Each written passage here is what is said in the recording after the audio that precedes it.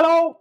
Today, let's talk about what might be the most ambitious and impactful study abroad program in Japanese history. It took place between 1871 and 1873 and was called the Iwakura mission.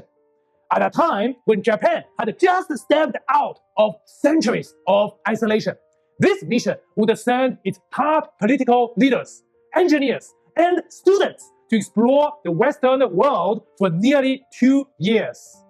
Their experience during this trip would fundamentally change Japan forever. Let's set the scene. It's 1871.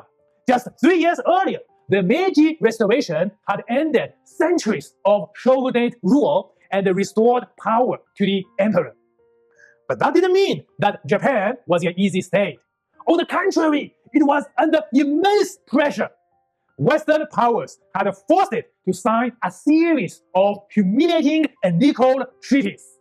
For example, Japan was forced to accept extraterritorial rights for foreigners and unreasonably low import tariffs. The new Meiji government knew that if Japan didn't modernize quickly, it could be subjugated by foreign powers. China had suffered 2 opium wars. India was under British rule. Vietnam was about to be swallowed by France. So the Japanese had a radical idea: send a top-class diplomatic mission abroad. More precisely, the mission had 2 goals. The first goal was to explore the possibilities of treaty revision. And the second goal was to study the West. Learn everything: government, industry, education, military, law, and culture. So who were the participants? At the head of the Iwakura mission was Iwakura Tomomi, a high-ranking court nobleman who had played a crucial role in the Meiji Restoration. Japan didn't have a prime minister yet, and Iwakura was largely considered as the most powerful Japanese politician at the time. With him were 4 vice envoys. Okubo Toshimichi was a key architect of the Meiji Restoration, known for unifying the Satsuma and the Choshu forces. In his later years, he became one of the most powerful forces driving Japan's industrialization. Kido Takayoshi was a powerful reformist samurai from Choshu. After coming back from the voyage, he shaped Japan's education reforms and paved the way for the establishment of a constitutional government.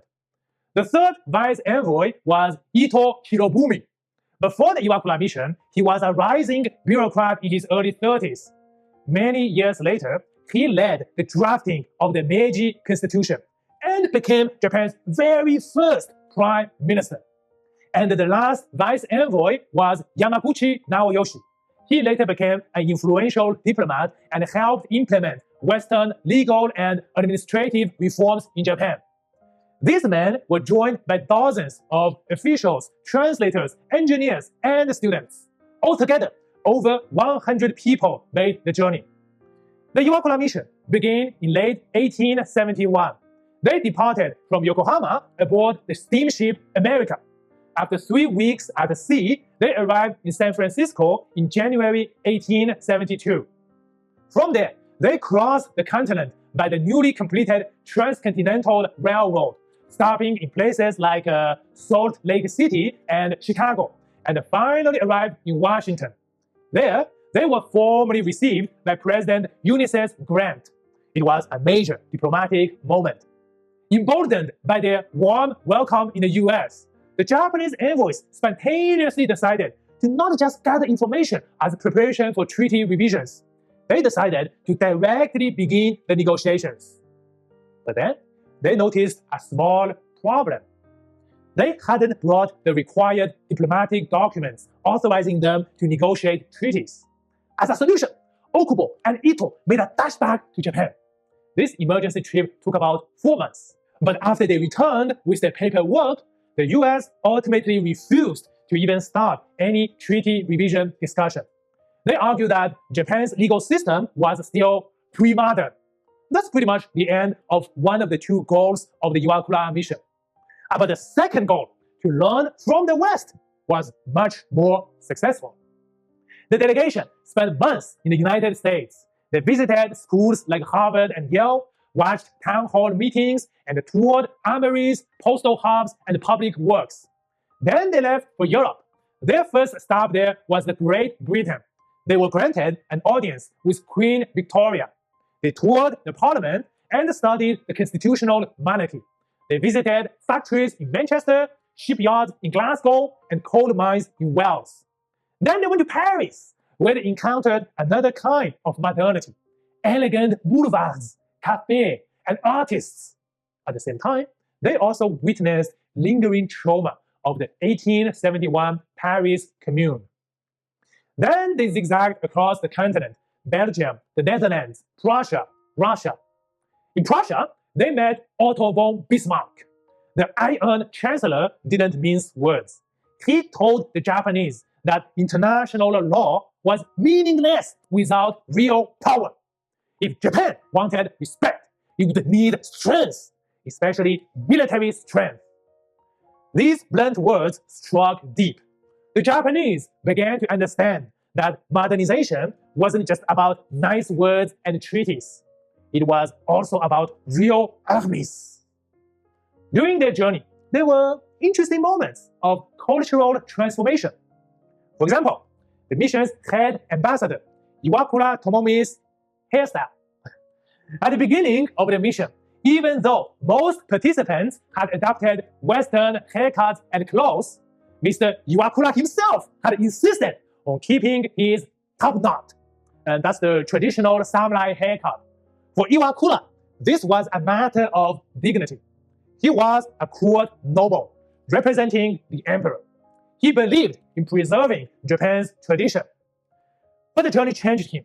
In city after city, he saw how his more modern-looking colleagues were treated differently. He saw how the world viewed Japan through clothing, hair, and behavior. So when he reached Chicago, he quietly entered a barbershop and cut his top knot. It was more than just a fashion choice.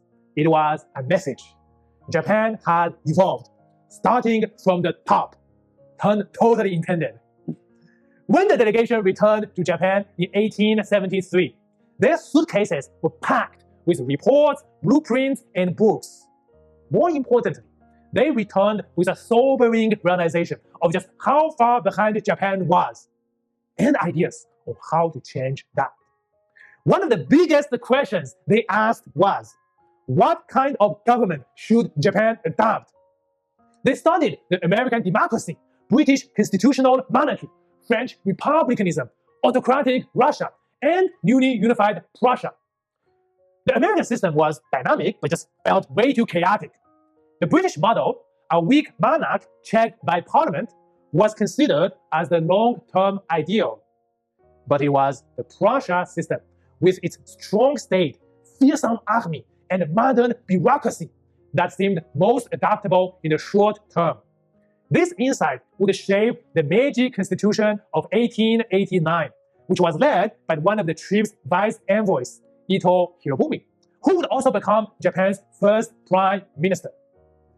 To recap, the Iwakura mission hadn't achieved any treaty revision, and that wouldn't happen for another 30 years. But the trip had achieved something greater. Japan's top leaders and brightest minds had gained a clear understanding of how the West worked, and they had obtained a roadmap for how to transform Japan. The envoys of the Iwakura mission left as observers. They returned as architects of modern Japan. Thank you so much for watching this video. See you next time.